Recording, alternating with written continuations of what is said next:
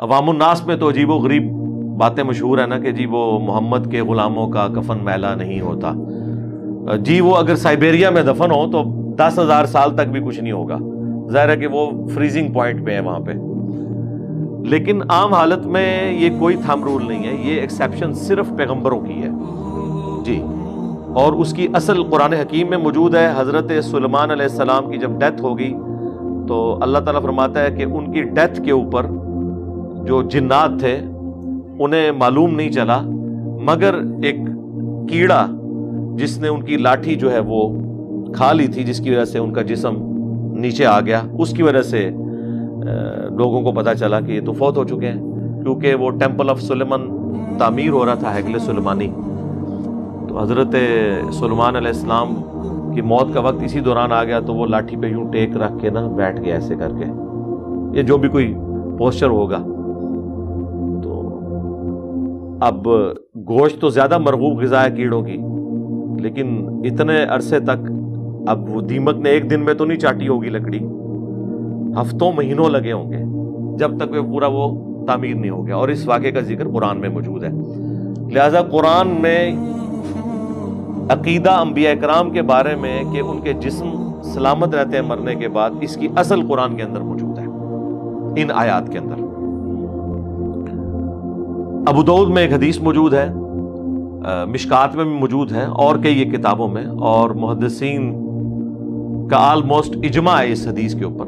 ایک دو محدثین نے اختلاف کیا ہے، وہ بھی ان کو وہم لگا ہے کہ اللہ کے محبوب صلی اللہ علیہ وآلہ وسلم نے فرمایا کہ جمعے کا دن سارے ایام کا سردار ہے. اس دن آدم علیہ السلام پیدا ہوئے، اسی دن وہ فوت ہوئے، اسی دن قیامت قائم ہوگی. تم جمعے کے دن مجھ پر کثرت سے درود پڑھو، تمہارا درود مجھ پر پیش کیا جائے گا. اللہم صلی علی محمد وعلی آل محمد.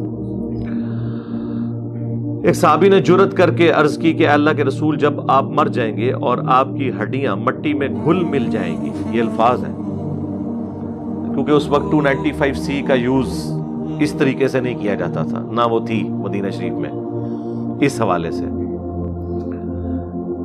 تو کسی نے ان کے اوپر گستاخی کا فتویٰ نہیں لگایا، اور ان کے سوال کرنے کی برکت سے عقیدہ پتہ چل گیا. جب آپ مر جائیں گے آپ کی ہڈیاں مٹی میں گھل مل جائیں گی، کیا اس وقت بھی آپ پر درود پیش ہوگا؟ تو آپ صلی اللہ علیہ وآلہ وسلم نے فرمایا، ان اللہ حرم علی الارض ان تأکل اجساد الانبیاء، بے شک اللہ تعالیٰ نے حرام کر دیا ہے انبیاء کے حق میں کہ مٹی ان کے جسموں کو کھائے. یعنی مٹی کے لیے حرام ہے کہ وہ نبیوں کے جسموں کو کھائے. یہ پروٹوکول صرف پیغمبروں کا ہے، اس کے بعد بھی کسی کو مل سکتا ہے، لیکن وہ عقیدہ نہیں ہے. may be may not be. جس طرح صحیح بخاری میں حدیث ہے، سیدنا عمر کا پاؤں جو ہے وہ مرنے کے آلموسٹ 70 ایئرز کے بعد حجرہ عائشہ کی دیوار گر گئی، تو وہ تعمیر کے دوران ایک پاؤں ظاہر ہوا اور لوگ پریشان ہو گئے کہ شاید نبی علیہ السلام کا پاؤں مبارک ہے، لیکن اندر قبروں کی ایگزیکٹ لوکیشن کا کسی کو اندازہ نہیں تھا. تو عروہ ابن زبیر کو بلایا گیا جو سیدہ عائشہ کے بھانجے تھے، وہ محرم بھی تھے، وہ اکثر اندر جایا کرتے تھے. تو انہوں نے پھر ہائی لائٹ کیا کہ یہ جو لوکیشن ہے یہ حضرت عمر کی قبر مبارک کی ہے، یہ ان کا پاؤں ہے. تو پھر ان کے پاؤں کو اندر کر کے دوبارہ سے اس معاملات کو سیدھا کر دیا گیا. اب جو لوگ یہ سمجھتے ہیں کہ آخرت کی زندگی جو ہے وہ دنیا کی سی ہے، جس طرح المہند میں دیوبندیوں نے لکھا اور یہی بریلویوں کا عقیدہ ہے، اللہ تعالیٰ انہیں ہدایت دے، پتہ نہیں کس نے ان کو یہ چیزیں پڑھا دی ہیں. تو اگر یہ دنیا کی سی ہوتی تو دنیا میں اگر پنڈلی تک اس طریقے سے پاؤں کسی کا نکلا ہوا ہو اور اتنے لوگ اس کو دیکھ دیکھ کے استغفار پڑھ لیں تو اپنا پاؤں اندر کر لے گا کہ یار کہ میرے پیر نو انڈر ڈسکشن بنایا جائے، لیکن کوئی پاؤں اندر نہیں کیا، وہ پاؤں خود اندر کرنا پڑا. اس سے یہ بھی بات پتہ چلی کہ وہ آخرت کی زندگی ہے، اس میں جسم سلامت ہے، لیکن اس زندگی کا اس زندگی سے کوئی تعلق نہیں ہے. دوسرا، غیر انبیاء کے لیے بھی بعض اوقات یہ فضیلت ہو سکتی ہے، لیکن یہ رول نہیں ہے، رول صرف پیغمبروں کے لیے ہے. کیونکہ صحیح بخاری میں موجود ہے، سیدنا ابو بکر صدیق رضی اللہ تعالیٰ عنہ کی موت کا وقت جب قریب آیا تو انہوں نے اپنی بیٹی سیدہ عائشہ سلام اللہ علیہا کو بلایا اور کہا کہ بیٹا نبی الاسلام کو کتنے کپڑوں میں دفنایا گیا تھا؟ تو انہوں نے کہا ابا جی 3 کپڑوں میں. وہی سنت ہے مرد کے لیے. تو انہوں نے کہا کہ نبی الاسلام کی ڈیتھ کس دن ہوئی تھی؟ تو سیدہ عائشہ نے عرض کی کہ منڈے کے دن. پھر انہوں نے پوچھا آج کون سا دن ہے؟ تو بتایا گیا کہ منڈے کا دن ہے. تو انہوں نے کہا کہ میں اللہ سے امید کرتا ہوں کہ میں رات سے پہلے پہلے مر جاؤں گا آج. یعنی مجھے بھی وہ فضیلت حاصل ہو جائے گی منڈے کے دن فوت ہونے کی کہ نبی الاسلام بھی منڈے کے دن فوت ہوئے تھے، پیر کے دن. اس کے اوپر امام بخاری نے باب بھی باندھا ہے پیر کے دن فوت ہونے کے اعتبار سے.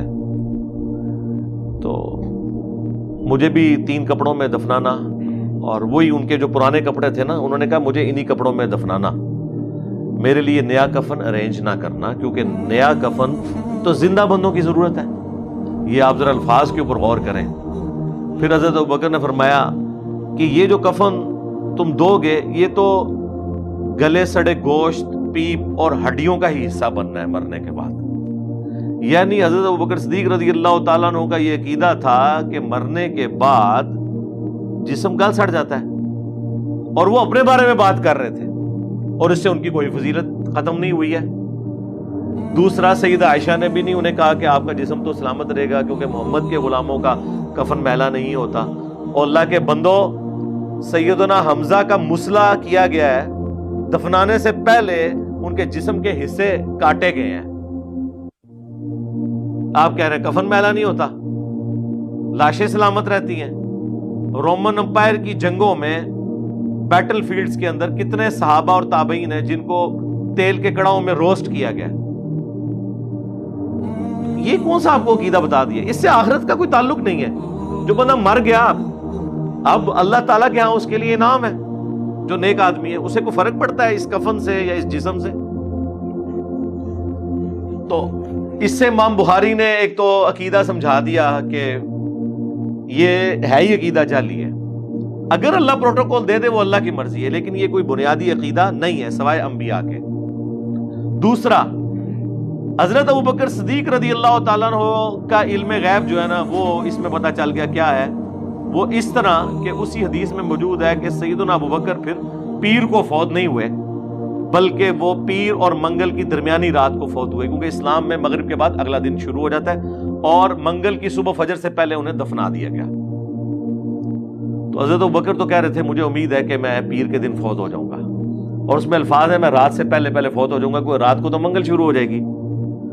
تو میرے بھائی، اگر حضرت ابوبکر صدیق رضی اللہ تعالیٰ عنہ کو اپنی موت کے اعتبار سے علم الغیب نہیں ہے تے بابے تے شے کوئی نہیں. ہاں جی، ہن کیڑا بابا لے آؤ گے جڑا ابوبکر تو اونچا ہوئے؟ کیونکہ تسی تے ہمیں بتاتے ہیں، یہ لوگ کہتے ہیں جی وہ بڑے سے بڑا بھی کوئی بزرگ ہو، غوث قطب ابدال، وہ کسی عام صحابی کے بھی قدموں کی خاک، بلکہ اس کے گھوڑے کے قدموں کی خاک جو اس کے نتھروں میں جا کے بیٹھے اس کو نہیں پہنچ سکتا، اگرچہ وہ حضرت واشی کا ہی گھوڑا کیوں نہ ہو. حضرت ابوبکر کا تو پھر مرتبہ اس امت میں ٹاپ کے 4 بندوں میں ہے، ابوبکر، عمر، عثمان، علی، خلفائے راشدین رضی اللہ عنہم اجمعین وعلیہم السلام اجمعین. تو اگر ان کا علم الغیب فارغ ہو گیا اس معاملے میں تو باقیوں کی تو کوئی اوقات ہی نہیں.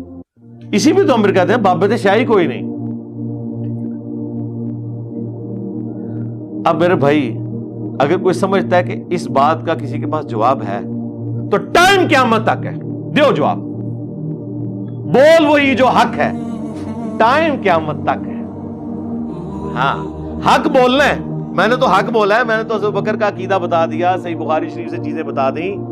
اب تمہارے پلے کوئی او جی ساڑھے ابا جی نے مرنے تو پہلے دستا سی، او سر وہ کافر بھی بتا دیتے ہیں. ایک بندہ نزا کے عالم میں ہے اور وہ پریڈکشن کر دیتا ہے اور وہ پوری ہو جاتی ہے، یہ علم الغیب ہو جائے گا. اسیسمنٹ ہے، ہو بھی سکتی ہے، نہیں بھی ہو سکتی. جو سب سے بڑا بندہ ہے، اللہ کا شکر ہے کہ ان کو سوموار کے دن کی موت کی فضیلت نہ دے کر اللہ تعالیٰ نے امت کا عقیدہ خراب ہونے سے بچا لیا.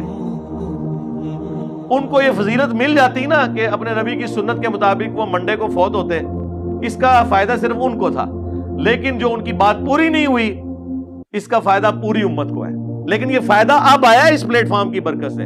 ہم سے پہلے کبھی کسی نے یہ بخاری میں حدیث دریافت نہیں کی، نہ اس میں سے یہ رزلٹ نکالا ہے۔ پھر کہتے ہیں جی 1400 سال سے کسی کو دین نہیں سمجھا۔ سرکار دین لکھا ہوا تھا، لیکن چیزیں لکھی ہوئی کتابوں کے اندر ہوں، اسے کوئی نکالے نہ تو کیا فائدہ ہوگا؟ اگر شہد کی بوتل کوئی گلے میں لٹکا لے تعویذ کے طور پر، یہ قرآن کے بھی تعویذ لٹکاتے ہیں نا جی، قرآن میں شفا ہے جی، سورہ بنی اسرائیل میں ہے جی، شفا ہے تو تعویذ لٹکانے نے؟ قرآن کو پڑھو، اس پہ عمل کرو، یا زیادہ اس کی صورتوں کو دم کرو اپنے اوپر، جو بخاری میں آیا آخری 3 صورتیں نبی علیہ السلام دم کیا کرتے تھے، اور مسلم شریف میں آیا کہ آپ کے گھر میں کوئی بیمار ہوتا تھا تو نبی صلی اللہ علیہ وآلہ وسلم آخری 3 صورتیں پڑھ کے اسے دم کیا کرتے تھے، سورۃ الاخلاص، سورۃ الفلق اور سورۃ الناس۔ یہ ہے، یہ نہیں ہے کہ وہ گلے میں تعویذ لٹکا دیتے تھے۔ تو شہد کی بوتل بھی آپ لٹکا لیں تو شفا تو نہیں ہوگی جب تک شہد چاٹیں گے نہیں۔ تو جب تک بخاری مسلم آپ پڑھیں گے نہیں، قرآن آپ پڑھیں گے نہیں، آپ کو کیسے پتا چلے گا اس میں کیا لکھا ہوا ہے؟ صرف کتابیں سجائی ہوئی ہوں گی شوکیسوں میں، عمل نہیں ہوگا، تو کیسے آپ کو پتا چلے گا؟ تو یہ ہم جو باتیں ایکسپلور کرتے ہیں یہ آلریڈی موجود ہے۔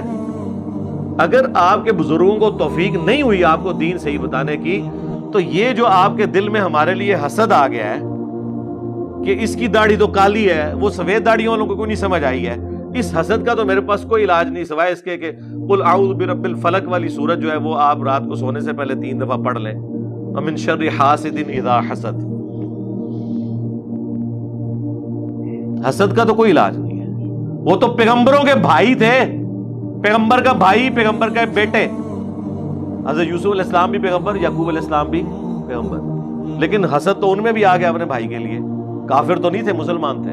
اگر پیغمبر کا بیٹا ہو، پیغمبر کے بیٹے اور ایک پیغمبر کے بھائی ہوں، 2 صحابہ کی نسبت ہو، ڈبل صحابی ہوں، پھر بھی ان کے اندر یہ نیگیٹو چیز آ جائے حسد والی، تو سرکار میں تسی تے شاہی کوئی نہیں کہ ہم سے لوگ حسد نہ کریں۔ اس لیے یہ والا حسد ہمیں کوئی فرق نہیں پڑتا۔ تو یہ چیزیں قرآن و سنت کی تعلیمات اس حوالے سے بالکل واضح ہے۔